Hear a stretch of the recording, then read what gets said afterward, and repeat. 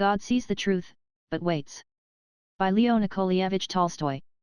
In the town of Vladimir lived a young merchant named Ivan Dmitrych Aksionov. He had 2 shops and a house of his own. Aksionov was a handsome, fair-haired, curly-headed fellow, full of fun, and very fond of singing.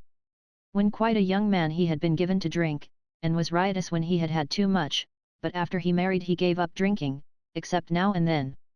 One summer Aksionov was going to the Nizhny fair, and as he bade goodbye to his family, his wife said to him, "Ivan Dmitrych, do not start today, I have had a bad dream about you." Aksionov laughed, and said, "You are afraid that when I get to the fair I shall go on a spree." His wife replied, "I do not know what I am afraid of, all I know is that I had a bad dream. I dreamt you returned from the town, and when you took off your cap I saw that your hair was quite grey." Aksionov laughed. "That's a lucky sign," said he. "See if I don't sell out all my goods, and bring you some presents from the fair." So he said goodbye to his family, and drove away. When he had travelled halfway, he met a merchant whom he knew, and they put up at the same inn for the night. They had some tea together, and then went to bed in adjoining rooms. It was not Aksionov's habit to sleep late, and, wishing to travel while it was still cool, he aroused his driver before dawn, and told him to put in the horses. Then he made his way across to the landlord of the inn, who lived in a cottage at the back, paid his bill, and continued his journey. When he had gone about 25 miles, he stopped for the horses to be fed. Aksionov rested a while in the passage of the inn, then he stepped out into the porch, and, ordering a samovar to be heated, got out his guitar and began to play. Suddenly a troika drove up with tinkling bells and an official alighted, followed by 2 soldiers. He came to Aksionov and began to question him, asking him who he was and whence he came. Aksionov answered him fully, and said, "Won't you have some tea with me?" But the official went on cross-questioning him and asking him, "Where did you spend last night? Were you alone, or with a fellow merchant? Did you see the other merchant this morning? Why did you leave the inn before dawn?" Aksionov wondered why he was asked all these questions, but he described all that had happened, and then added, "Why do you cross-question me as if I were a thief or a robber? I am travelling on business of my own, and there is no need to question me." Then the official, calling the soldiers, said, "I am the police officer of this district, and I question you because the merchant with whom you spent last night has been found with his throat cut. We must search your things." They entered the house. The soldiers and the police officer unstrapped Aksionov's luggage and searched it. Suddenly the officer drew a knife out of a bag, crying, "Whose knife is this?" Aksionov looked, and seeing a blood-stained knife taken from his bag, he was frightened. "How is it there is blood on this knife?" Aksionov tried to answer, but could hardly utter a word, and only stammered, "I don't know, not mine." Then the police officer said, "This morning the merchant was found in bed with his throat cut. You are the only person who could have done it. The house was locked from inside, and no one else was there. Here is this blood-stained knife in your bag and your face and manner betray you. Tell me how you killed him, and how much money you stole." Aksionov swore he had not done it, that he had not seen the merchant after they had had tea together, that he had no money except 8,000 rubles of his own, and that the knife was not his. But his voice was broken, his face pale, and he trembled with fear as though he went guilty. The police officer ordered the soldiers to bind Aksionov and to put him in the cart. As they tied his feet together and flung him into the cart, Aksionov crossed himself and wept. His money and goods were taken from him, and he was sent to the nearest town and imprisoned there. Inquiries as to his character were made in Vladimir. The merchants and other inhabitants of that town said that in former days he used to drink and waste his time, but that he was a good man. Then the trial came on. He was charged with murdering a merchant from Ryazan, and robbing him of 20,000 rubles. His wife was in despair, and did not know what to believe. Her children were all quite small, one was a baby at her breast. Taking them all with her, she went to the town where her husband was in jail. At first she was not allowed to see him, but after much begging, she obtained permission from the officials, and was taken to him. When she saw her husband in prison dress and in chains, shut up with thieves and criminals, she fell down, and did not come to her senses for a long time. Then she drew her children to her, and sat down near him. She told him of things at home, and asked about what had happened to him. He told her all, and she asked, "What can we do now? We must petition the Tsar not to let an innocent man perish." His wife told him that she had sent a petition to the Tsar, but it had not been accepted. Aksionov did not reply, but only looked downcast. Then his wife said, "It was not for nothing I dreamt your hair had turned grey. You remember? You should not have started that day." And passing her fingers through his hair, she said, "Vanya dearest, tell your wife the truth, was it not you who did it?" "So you, too, suspect me," said Aksionov, and, hiding his face in his hands, he began to weep. Then a soldier came to say that the wife and children must go away, and Aksionov said goodbye to his family for the last time. When they were gone, Aksionov recalled what had been said, and when he remembered that his wife also had suspected him, he said to himself, "It seems that only God can know the truth, it is to him alone we must appeal, and from him alone expect mercy." And Aksionov wrote no more petitions, gave up all hope, and only prayed to God. Aksionov was condemned to be flogged and sent to the mines.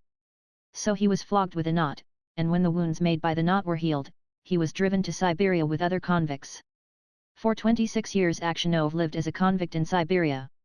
His hair turned white as snow, and his beard grew long, thin, and grey. All his mirth went, he stooped, he walked slowly, spoke little, and never laughed, but he often prayed. In prison Aksionov learned to make boots, and earned a little money, with which he bought the lives of the saints. He read this book when there was light enough in the prison, and on Sundays in the prison church he read the lessons and sang in the choir, for his voice was still good. The prison authorities liked Aksionov for his meekness, and his fellow prisoners respected him, they called him grandfather, and the saint. When they wanted to petition the prison authorities about anything, they always made Aksionov their spokesman, and when there were quarrels among the prisoners they came to him to put things right, and to judge the matter. No news reached Aksionov from his home, and he did not even know if his wife and children were still alive. One day a fresh gang of convicts came to the prison. In the evening the old prisoners collected round the new ones and asked them what towns or villages they came from, and what they were sentenced for. Among the rest Aksionov sat down near the newcomers, and listened with downcast air to what was said. One of the new convicts, a tall, strong man of 60, with a closely cropped grey beard, was telling the others what he had been arrested for. "Well, friends," he said, "I only took a horse that was tied to a sledge, and I was arrested and accused of stealing. I said I had only taken it to get home quicker, and had then let it go, besides, the driver was a personal friend of mine. So I said, it's all right." "No," said they, "you stole it." But how or where I stole it they could not say. "I once really did something wrong, and ought by rights to have come here long ago, but that time I was not found out. Now I have been sent here for nothing at all. But it's lies I'm telling you, I've been to Siberia before, but I did not stay long." "Where are you from?" asked someone. "From Vladimir. My family are of that town. My name is Makar, and they also call me Semyonik." Aksionov raised his head and said, "Tell me, Semyonik, do you know anything of the merchants Aksionov of Vladimir? Are they still alive?" "Know them? Of course I do. The Aksionovs are rich, though their father is in Siberia, a sinner like ourselves, it seems. As for you, Granddad, how did you come here?" Aksionov did not like to speak of his misfortune. He only sighed, and said, "For my sins I have been in prison these 26 years." "What sins?" asked Makar Semyonik. But Aksionov only said, well, I must have deserved it." He would have said no more, but his companions told the newcomers how Aksionov came to be in Siberia, how someone had killed a merchant, and had put the knife among Aksionov's things, and Aksionov had been unjustly condemned. When Makar Semyonik heard this, he looked at Aksionov, slapped his own knee, and exclaimed, "Well, this is wonderful. Really wonderful. But how old you've grown, Granddad?" The others asked him why he was so surprised, and where he had seen Aksionov before, but Makar Semyonik did not reply. He only said, "It's wonderful that we should meet here, lads." These words made Aksionov wonder whether this man knew who had killed the merchant, so he said, "Perhaps, Semyonik, you have heard of that affair, or maybe you've seen me before." "How could I help hearing? The world's full of rumors. But it's a long time ago, and I've forgotten what I heard." "Perhaps you heard who killed the merchant?" asked Aksionov. Makar Semyonik laughed, and replied, "It must have been him in whose bag the knife was found. If someone else hid the knife there, he's not a thief till he's caught, as the saying is. How could anyone put a knife into your bag while it was under your head? It would surely have woke you up." When Aksionov heard these words, he felt sure this was the man who had killed the merchant. He rose and went away. All that night Aksionov lay awake. He felt terribly unhappy, and all sorts of images rose in his mind. There was the image of his wife as she was when he parted from her to go to the fair. He saw her as if she were present, her face and her eyes rose before him, he heard her speak and laugh. Then he saw his children, quite little, as they were at that time, one with a little cloak on, another at his mother's breast.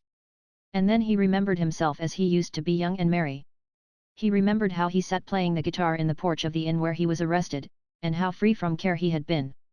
He saw, in his mind, the place where he was flogged, the executioner, and the people standing around, the chains, the convicts, all the 26 years of his prison life, and his premature old age.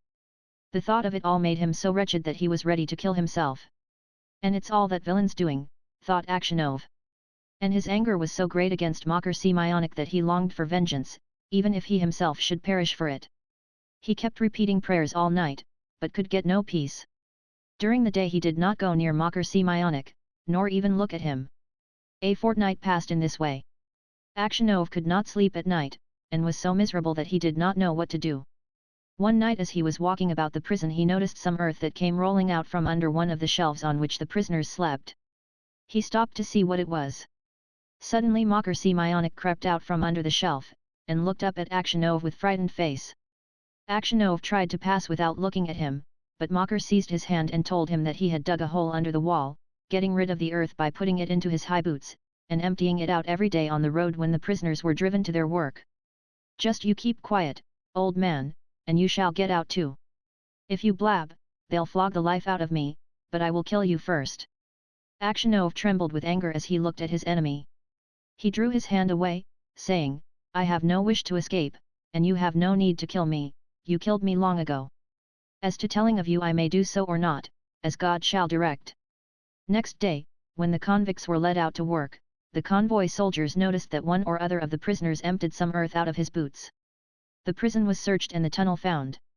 The governor came and questioned all the prisoners to find out who had dug the hole. They all denied any knowledge of it. Those who knew would not betray Makar Semyonov, knowing he would be flogged almost to death. At last the governor turned to Aksionov, whom he knew to be a just man, and said, "You are a truthful old man, tell me, before God, who dug the hole." Makar Semyonov stood as if he were quite unconcerned, looking at the governor and not so much as glancing at Aksionov. Aksyonov's lips and hands trembled, and for a long time he could not utter a word. He thought, "Why should I screen him who ruined my life? Let him pay for what I have suffered. But if I tell, they will probably flog the life out of him, and maybe I suspect him wrongly. And, after all, what good would it be to me?" "Well, old man," repeated the governor, "tell me the truth, who has been digging under the wall?" Aksionov glanced at Makar Semyonov, and said, "I cannot say, Your Honor. It is not God's will that I should tell. Do what you like with me, I am in your hands." However much the governor tried, Aksionov would say no more, and so the matter had to be left. That night, when Aksionov was lying on his bed and just beginning to doze, someone came quietly and sat down on his bed. He peered through the darkness and recognized Makar. "What more do you want of me?" asked Aksionov. "Why have you come here?" Makar Semyonov was silent. So Aksionov sat up and said, "What do you want? Go away, or I will call the guard." Makar Semyonov bent close over Aksionov, and whispered, "Ivan Dmitrych, forgive me." "What for?" asked Aksionov. "It was I who killed the merchant and hid the knife among your things. I meant to kill you too, but I heard a noise outside, so I hid the knife in your bag and escaped out of the window." Aksionov was silent, and did not know what to say. Makar Semyonov slid off the bed shelf and knelt upon the ground. "Ivan Dmitrych," said he, "forgive me. For the love of God, forgive me. I will confess that it was I who killed the merchant, and you will be released and can go to your home." "It is easy for you to talk," said Aksionov, "but I have suffered for you these 26 years. Where could I go to now? My wife is dead, and my children have forgotten me. I have nowhere to go." Makar Semyonov did not rise, but beat his head on the floor. "Ivan Dmitrych, forgive me," he cried. "When they flogged me with the knot it was not so hard to bear as it is to see you now, yet you had pity on me, and did not tell. For Christ's sake forgive me, wretch that I am." And he began to sob. When Aksionov heard him sobbing he, too, began to weep. "God will forgive you," said he. "Maybe I am 100 times worse than you." And at these words his heart grew light, and the longing for home left him. He no longer had any desire to leave the prison, but only hoped for his last hour to come. In spite of what Aksionov had said, Makar Semyonov confessed his guilt. But when the order for his release came, Aksionov was already dead.